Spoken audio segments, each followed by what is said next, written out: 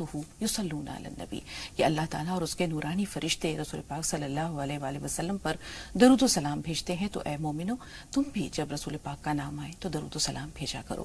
تو درود و سلام کے بارے میں آج مولانا صاحب سے بہت کچھ جانیں گے، لیکن پہلے تو یہی جان لیں کہ درود پاک کا آغاز کب سے ہوتا ہے اور درود اور سلام دونوں میں کیا فرق ہے؟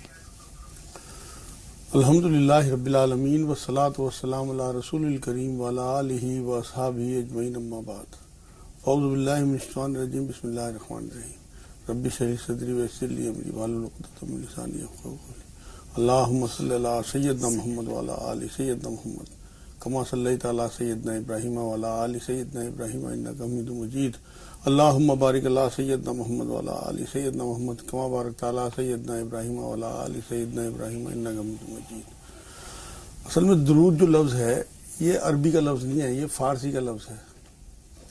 درود سے مراد جو ہے وہ صلاۃ، اور صلاۃ کے بہت سارے میننگ ہیں، قرآن میں بھی بیان ہوئے ہیں، اشارے بھی دیے گئے ہیں اس کے۔ صلاۃ جو ہے وہ رحمت کو کہتے ہیں، برکت کو کہتے ہیں، محبت، تعظیم، نظام اور دعا ہے ایک طرح سے۔ دراصل یہ معاملہ اس طرح سے ہے درود کا، حضور اکرم صلی اللہ علیہ وسلم نے ہمیں اس دعا کو کرنے کی تلقین کی ہے۔ درود ایک دعا ہے اور دعا عبادت ہے۔ بے شک حضور اکرم صلی اللہ علیہ وسلم کو پسند تھا کہ امت جو ہے حضور اکرم صلی اللہ علیہ وسلم پہ درود بھیجے، مطلب رحمتیں بھیجنے کی دعا کرے اللہ سے، اور اللہ رحمتیں بھیجے امت پہ بھی۔ وہاں بھی اپنا کوئی فائدہ حضور کی نظر میں نہیں تھا، حضور کا تو مزاج ہی نہیں تھا کہ اپنی تعریف ہے۔ وہاں مقصد سمجھیے آپ کیوں تلقین کیا، کیونکہ خود اللہ یہ کہتا ہے کہ کوئی اگر ایک بار درود بھیجتا ہے تو میں اس پہ 10 رحمتیں اپنے فرشتوں کے ساتھ نازل کرتا ہوں، میں بھی 10 بار اس پہ درود بھیجتا ہوں۔ تو یہاں مقصد یہ تھا حضور صلی اللہ علیہ وسلم کا کہ لوگ میرے اوپر رحمت بھیجیں، اس کی دعا کریں، مطلب رحمت کی دعا کریں۔ ہماری تو کہاں زبانیں ایسی ہیں کہ ہم رحمت بھیج سکیں، ہم تو اللہ سے ریکویسٹ ہی کر سکتے ہیں، کیونکہ ہماری تو ناپاک زبانیں ہیں اور وہ پاک نبی، ہم تو سمجھ بھی نہیں سکتے کہ ان کا کتنا مرتبہ اور کتنا معاملہ اللہ کے ہاں کتنا لاڈ ہے، کتنی محبت ہے، کتنی محبوبیت ہے۔ تو ہم تو صرف اللہ سے ریکویسٹ کر سکتے ہیں کہ اللہ آپ رحمتیں بھیجیے اپنے نبی صلی اللہ علیہ وسلم پر۔ تو درود جو ہے وہ ایک دعا ہے کہ ہمارے ذریعے حضور صلی اللہ علیہ وسلم نے ایک دعا ہمیں دے دی کہ اللہ سے دعا کرو جس سے تمہارے اوپر اپنے اوپر اللہ رحمتیں بھیجے۔ اصل مقصد وہاں بھی امتی تھا۔ وجہ اصل میں مجھے جو سمجھ میں آتی ہے بات کہ درود شریف جو ہے یہ آگ سے نجات کا ایک ذریعہ اللہ نے اپنے بندوں کے لیے دے دیا ہے۔ اس کی وجہ یہ ہے کہ قرآن میں ایک آیت ہے کہ کوئی تمہیں اگر دعا دے تو تم اس جیسی دعا یا اس سے بہتر دعا اسے دو۔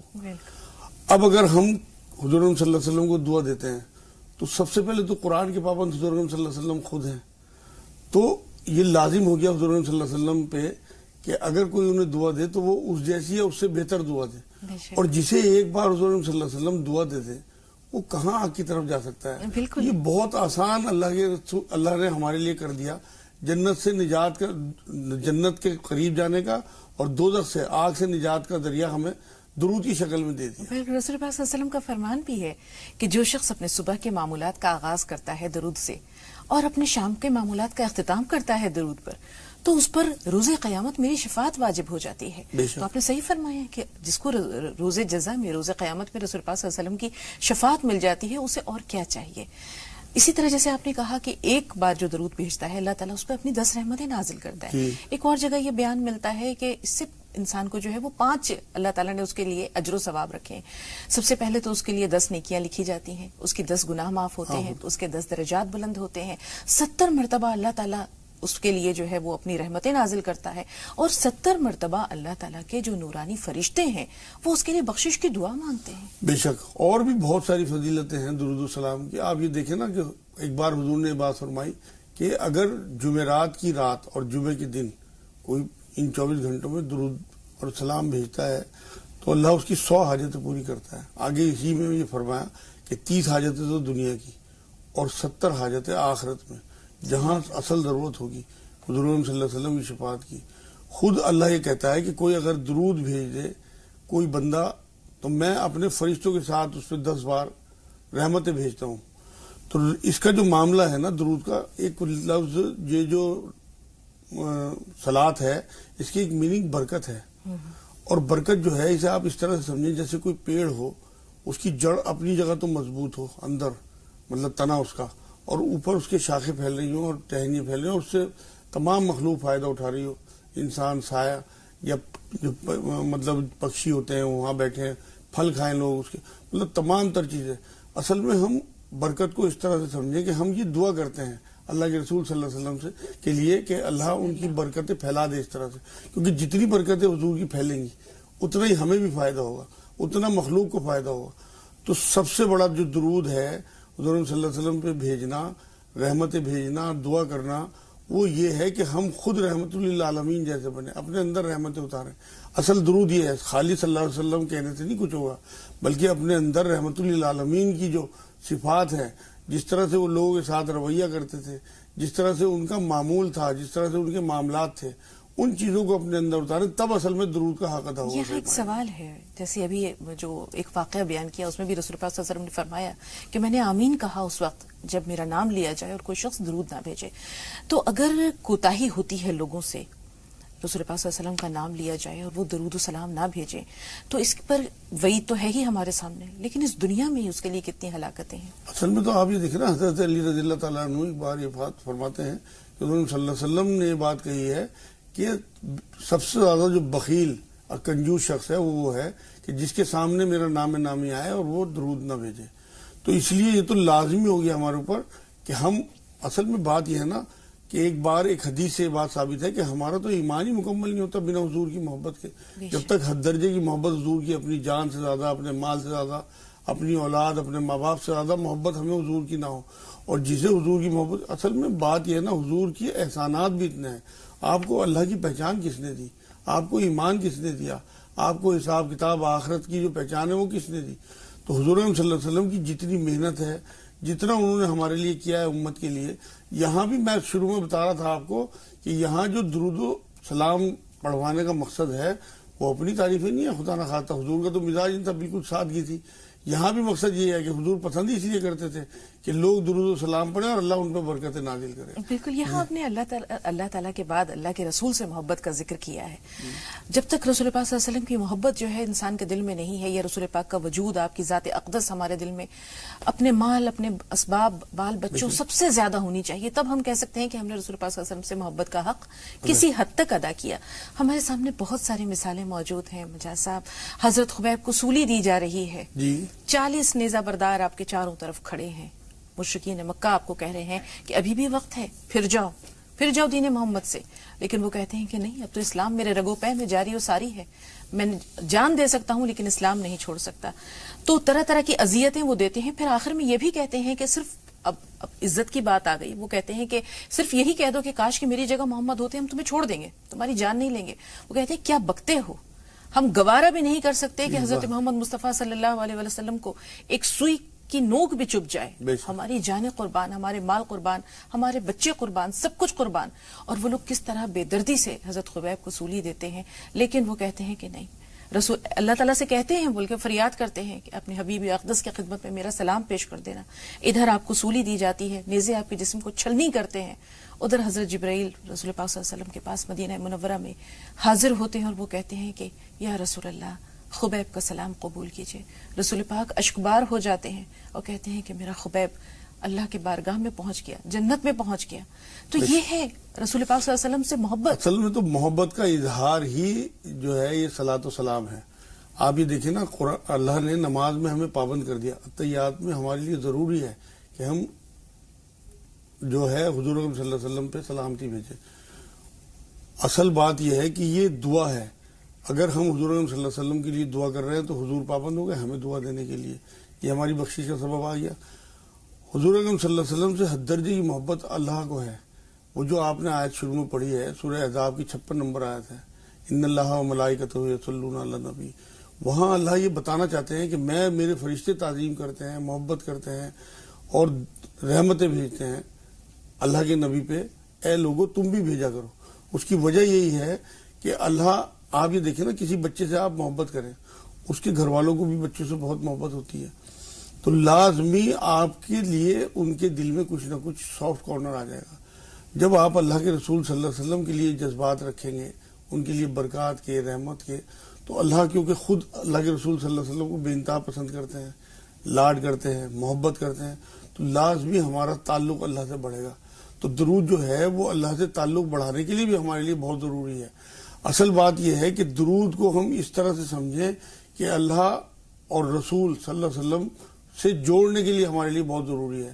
اصل میں بات یہ ہے نا کہ ہم کسی کو جب دعا دیتے ہیں اس کے پیٹھ پیچھے تو ہمارا گمان اس کے ساتھ ہوتا ہے. تو جب حضور صلی اللہ علیہ وسلم پہ، کیونکہ یہ بات بھی ثابت ہے کہ حضور پہ ہمارے درود پیش ہوتے ہیں. ایک حدیث میں ہے کہ حضور نے فرمایا کہ بہت سارے فرشتے جو ہیں وہ پھیلے ہوئے ہیں کائنات میں، جو چاروں طرف سے درود اکٹھا کر کے اور وہ پیش کرتے ہیں لوگوں کا. تو جب حضور صلی اللہ علیہ وسلم پہ درود پیش کیا جائے گا تو لازمی بات ہے کہ وہ ہمارا گمان بھی ساتھ ہوگا. تو وہ گمان جو ہے تو حضور صلی اللہ علیہ وسلم پھر جب ہمیں پلٹ کے دعا دیں گے تو حضور کا گمان بھی ہمارے ساتھ ہو کہ ہم ان کے گمان میں ہوں گے. یہ ہے اصل چیز درود کی جو فضیلت بڑھاتی ہے. تو اس لیے ہم لوگوں کو یہ چاہیے کہ ہم میکسیمم درود بھیجیں حضور صلی اللہ علیہ وسلم پہ اپنے لیے، اس میں ہمارا اپنا فائدہ ہے. حضور صلی اللہ علیہ وسلم کے تو مرتبے اللہ بلند کر رہے ہیں، ہم تو کچھ بھی نہیں کر سکتے اس میں، ہم تو اتنے کمزور ہیں. اس میں تو صرف اور صرف ہمارا اپنا فائدہ ہے درود و سلام میں. بالکل. یہاں ایک سوال اور ہے مجاز صاحب، ہم دیکھتے ہیں کہ دعاؤں کی قبولیت یا مستجاب الدعوات ہو جاتا ہے انسان اگر وہ درود پاک کی عادت ہوتی ہے اسے، یا دعاؤں بہت سارے وظائف کے اول و آخر میں بھی آپ سب تاکید کرتے ہیں کہ اس میں درود پاک پڑھ لیا جائے. تو اللہ تعالیٰ سے دعائیں قبول کروانے کے لیے درود و سلام کتنا ضروری ہے. اور رسول پاک صلی اللہ علیہ وسلم کی زیارت کے بارے میں بھی کہا جاتا ہے کہ وہ شخص جو بہت نیک ہوتا ہے، اچھا سچا مومن اور مسلمان ہوتا ہے اور درود پاک اس کے معمولات میں سے ہوتا ہے، تو کبھی کبھی رسول پاک صلی اللہ علیہ وسلم کا دیدار بھی اسے نصیب ہوتا ہے. بے شک. اصل میں درود جو ہے نا اس لیے دعا اسے آگے پیچھے پڑھایا جاتا ہے لوگ جو تلقین کرتے ہیں، کیونکہ دعا خود ایک درود ہے. جب آپ حضور صلی اللہ علیہ وسلم سے دعا شروع کریں گے اور بیچ میں آپ اپنی دعائیں کریں گے، آخر میں پھر حضور صلی اللہ علیہ وسلم، تو آپ کی دعائیں جو ہیں جب وہ درود اوپر جائے گا اللہ کے یہاں، وہ دعا اوپر جائے گی تو آپ کی تمام دعائیں اوپر چلی جائیں گی اور قبولیت اس کی بڑھ جائے گی. اور درود کا معمول تو اتنا ضروری ہے. اصل میں ایک صحابی ہیں ابی بن کعب رضی اللہ تعالیٰ عنہ، حضور صلی اللہ علیہ وسلم کی بارگاہ میں ایک بار بیٹھے تھے اور بتانے لگے کہ حضور میرے جو اذکار ہیں، جو میں معاملات ہیں، ان میں لگ بھگ چوتھائی حصہ آپ کے اوپر درود بھیجتا ہوں، کیا یہ کافی ہے؟ حضور نے ہاں کافی ہے، لیکن اور بڑھا دو تو اچھا ہے. تو وہ پوری حدیث ہے. پھر انہوں نے کہا اچھا حضور میں آدھا کر دوں گا. حضور نے اگر اچھا ہے لیکن بڑھا دو تو اچھا ہے. تو انہوں نے کہا حضور میں پورا ٹائم اپنے اذکار کا درود شریف پڑھا کروں گا. تب حضور راضی ہوئے، خوش ہوئے اور یہ کہا کہ اب تجھے کوئی غم اور کوئی پریشانی نہیں آئی، تمہارے گناہ بھی معاف اور تمہارے غم بھی دور، غم بھی دور ہو جائیں گے. تو یہ جو اس طرح کی جو حضور صلی اللہ علیہ وسلم ہمیں تلقین کر کے گئے ہیں، اس کا اشارہ یہی ہے کہ ہماری بخشش کا سبب دنیا میں آسانی ہے اور آخرت میں بخشش. اور یہ حضور صلی اللہ علیہ وسلم کی وصال مبارک کے بعد بھی چلتا رہے گا. کیونکہ ابو درداء رضی اللہ تعالیٰ عنہ نے ایک بار جب حضور نے کہا نا کہ درود بھیجا کرو جس سے تمہاری پریشانی دور ہوں گی، تمہارے گناہ معاف ہوں گے، تو ابو درداء رضی اللہ تعالیٰ عنہ نے پوچھا حضور کیا آپ کے وصال کے بعد بھی یہ سلسلہ جاری رہے گا؟ حضور نے ہاں، نبیوں کو قبر کی مٹی نقصان نہیں پہنچاتی، نبی اپنی قبر میں زندہ ہوتے ہیں اور انہیں رزق دیا جاتا ہے. تو حضور کے بعد بھی یہ سلسلہ جاری ہے کہ ہمارے جو درود ہیں فرشتے حضور صلی اللہ علیہ وسلم کے اوپر پیش کرتے ہیں. اب آپ دیکھیں نا کہ ایک حدیث یہی ملتی ہے کہ ہمارے ماں باپ کے نام کے ساتھ ہمارے درود حضور پہ پیش کیے جاتے ہیں. تو جب ہمارا نام حضور صلی اللہ علیہ وسلم کے سامنے آئے گا، بار بار آپ کسی بزرگ کو سلام کریں تو لازمی بات ہے کہ وہ ایک دن ہی پوچھیں گے بچہ کس کا ہے، تو وہ جواب دیا جائے گا کہ فلاں کا. تو لازمی ان کو آپ سے محبت ہو جائے گی. تو جب ہم بار بار حضور صلی اللہ علیہ وسلم پہ درود و سلام بھیجیں گے تو لازمی حضور صلی اللہ علیہ وسلم کی توجہ بھی ہمارے پر ہوگی. بالکل، اور اللہ تعالیٰ کی رحمتیں اور برکتیں بھی نازل ہوں گی. دو کالرز کافی دیر سے منتظر ہیں. مجاز صاحب آئیے مل کر اپنے کالرز کا رخ کرتے ہیں اور ان سے بات کرتے ہیں. ارشی فون لائن پہ موجود رہیے گا. پہلے علینا سے بات کرتے ہیں پھر آپ کی طرف بھی آئیں گے. جی بتائیے علینا. السلام علیکم. وعلیکم السلام ورحمۃ اللہ وبرکاتہ. باجی علینا تو بیٹی کا نام ہے لیکن میں ان کی ممی بول رہی ہوں. باجی گھر میں بہت پریشانی رہتی ہے. میرا سوال ذرا آپ غور سے سنیے. جی بتائیے. میں یہ بول رہی ہوں باجی ہمارا جیسا کاروبار چل رہا ہے تو ہمارے پاس قرض بھی ہے اور اس میں سے صدقہ نکال رہے ہیں. تو وہ صدقہ جیسا مولانا بتاتے ہیں کہ 1800 روپے دو تو 360 کا صدقہ کر کے دے سکتے ہیں کیا وہ ہم؟ ٹھیک. ارشی آپ بتائیں آپ کا سوال کیا ہے؟ السلام علیکم. جی وعلیکم السلام. جو ہم یہ کہنا چاہتے ہیں کہ ہمارے پاپا شراب بہت پیتے ہیں اور ہمارے پاپا کسی رشتے دار سے نہیں رکھتے ہیں، بس انہیں سے رکھتے ہیں جو پینے والے ہوتے ہیں انہیں سے رکھتے ہیں اور کسی سے بولنا نہیں چالنا نہیں. اور جب گھر میں بھی آتے ہیں تبھی بھی کسی سے بات نہیں کرتے ہیں. اور باجی میرا دوسرا سوال یہ ہے कि नापाकी की हालत में दुरूद शरीफ या आयतुल कुर्सी वगैरह पढ़ सकते हैं? बहुत अच्छा सवाल है अर्शी। ये सवाल जो है मैं चाह रही थी मुजाज साहब से जानना, लेकिन चूंकि आप लोग फोन लाइन पे मौजूद थे इसलिए मैंने बेहतर समझा कि पहले आपके सवालात ले लें। अपने सवाल को मौखर किया, लेकिन आप सलामत रहें। बहुत अच्छा सवाल है। छोटे से ब्रेक के बाद मिलते हैं नाज़रीन।